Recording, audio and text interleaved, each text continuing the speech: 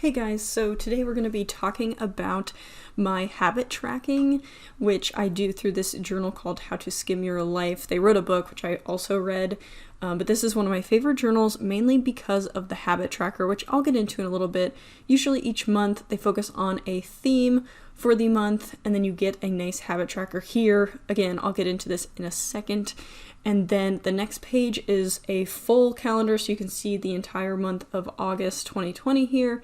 And then, like most calendars or planners, the next page they show the weekly view, which I also like as well because it has little check boxes at the bottom that I'm going to zoom in here and show you. Like I said, it revolves around a theme for the month, so you'll see lots of quotes and helpful tips for whatever theme it is in the month. Now, the cool thing about this particular planner is that it runs for 2 years. And my favorite part is the habit tracker, but you can see along the bottom here, which I will zoom in, is you'll see it has little tabs for where each of the habit trackers are. So again, you'll have 2 full years of habit trackers and planning, which I like because I won't need to buy a planner for another year since I started this in August of last year. But without further ado, let's get into my habits for the month, which I show zoomed in here. In August, I started out with 3: exercise, reading, and a construction word. Now, exercising, that's going to be your basic like cardio, whatever, 30 minutes. Reading is going to be sitting down with a book, just trying to get some knowledge in for the day. And you can see I track it on the right, and it already fills out the days of the week. Now, I'm going to go deep into the construction word. Now, this is a construction word or kind of an engineering word in general, which I track using Notion. So I have a work vocabulary that I will show you here, and this is how I track my word of the day. They range from construction knowledge to engineering, so you'll see anywhere from like sump pumps to HMIs to PLCs. Anything that I find in drawings or throughout the day that I'm like, oh, I should probably define that. I will put that down for the day and write a little write-up on it. So I'm going to go into the scrubber one, and you can see I put the acronym, short definition, topic, and then the date it was created. So you'll see that I put little diagrams and I write little things inside each word for the day. Next, I want to get into the class that I was taking that month, which was a VBA course that you can see here. I took it through Udemy, which was really good. Oh, I guess only 3% graduate on Udemy. It was, I mean, you'll see that this took me 3 or 4 months to get through all the classes here, but you can kind of see the classes on the right. But it was a really great class. And then lastly, I do a typing test, which I put on my habit tracker because I was working on my typing speed. So you'll see here my favorite website to do type racing or just practice typing in general is on typeracer.com. You can see I'm not super fast or anything, but I do a couple tests in the morning just to kind of keep my speed increasing. I think I started out at like 28 words per minute, which is like so embarrassing now that I think about it. And now I've gotten up to, I think, like 65 on average, or it says in the corner there, 64 on average. But I'm not bad. So I'm not as bad as I used to be, and I want to keep increasing in this and using the computer and just being fast in general, just to increase my speed at work.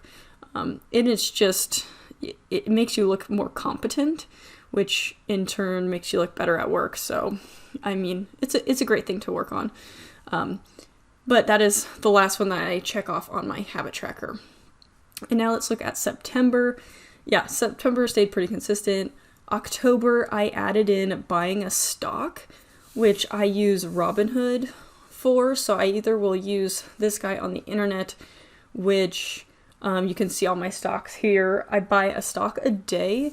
Typically, I will buy $10 worth of a stock that I find in the newspaper or just online, kind of at random. It's the whole dollar cost averaging, but I'll make a shorter video or a more specific video on how I pick my stocks and my strategy for it. I don't really care that I'm oversharing a bit here because you can see how much I'm investing, but the point is to show you that I buy one different stock a day and it's usually $10. It's probably as much as you would spend on like a coffee and maybe a croissant or something at Starbucks. So it's very doable, and it's just money I like to put in the stock market. And then I have my Roth and 401k elsewhere. So next, let's see, October, I showed you my stock, but I think when I switched into November, so I finished up my VBA course, and then in November I started, November I was still working on my VBA course. Like I said, it took a really long time. And then I added writing in there for a little bit. So you can see I'm staying pretty consistent here. And then I believe it was maybe December that I started She Codes. Yes. So in December I started She Codes, which is an online workshop, which I'm showing you here, and there's all kinds of classes, and it's focused on HTML, CSS, and JavaScript. But the cool thing about it is so different than Udemy, where you have like a lesson that you learn and then notes, which I usually will put into Notion. So I'll show you that for a second. I had a class, little block in there, and then I would copy notes into Notion.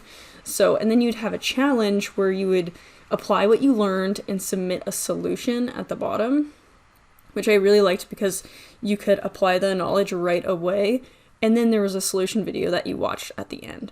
Overall, I thought it was 1,000 times better than Udemy, although I think HTML and CSS is way more fun than doing VBA, but I started with VBA. But I'll do a review on that one as well. So in December, stayed with exercise, reading, construction word, had the She Codes, which is, the programming language I was focused on then. And then now in January, I tried to start out strong, but then I had a lot of work obligations, and my dad passed away early in the month, so I got kind of a slow start to the month and took some time off. So now I'm starting February, and I'm kind of trying to think of the goals that I want to be working on this month. The first one I definitely want to keep is exercise 30 minutes. I've played around with the 30 minutes or 40 minutes or whatever, but the point is I at least want to get 30 minutes done in the day. My next goal is I really want to take a Python course. I've been procrastinating this one for a long time, but I found a course on Udemy, which I'm showing you here, where it got great reviews, and on the right-hand side you can see the class material. But I really want to get this one done and finished and say that I attempted to learn Python. There's not really a particular need for it. I just like learning, and I really wanted to take this class.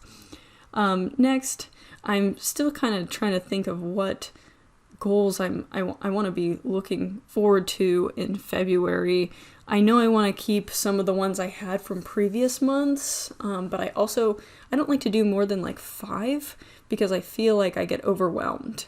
So I definitely want to keep my construction knowledge building. I also have this as a work goal. So in order to get promoted or move up in your career at our company, you need to make professional goals. So I want to keep that one for sure. And then typing tests, I still feel like it's helping. I'm improving. I like to work on it, and I definitely want to keep buying stocks just because I'm starting to see a little growth, which makes me kind of excited. My last goal that I want to work on is GoodNotes, which I really want to work on this one because I want to create a AI textbook, or what I call advanced industries textbook, which will include controls knowledge, mechanical knowledge, all the engineering things that I learn at work. So here you kind of see me playing around with the iPad. I want to do it like a handwritten tool or a handwritten kind of textbook where I annotate pictures and all kinds of things that I find on the internet. There's no particular reason why I want to do this, mainly for work, and also because I really actually enjoy messing around and annotating notes. And since I was a kid, I've always wanted to make my own textbook or write my own books. So I really want to actually get this one done now that I have an iPad. I have the technology to make my dream kind of come true here. So this is kind of the first one I have done. And that's really it as far as my habits this month and what I've been working on the last few months. But comment below on the habits that you've been working on.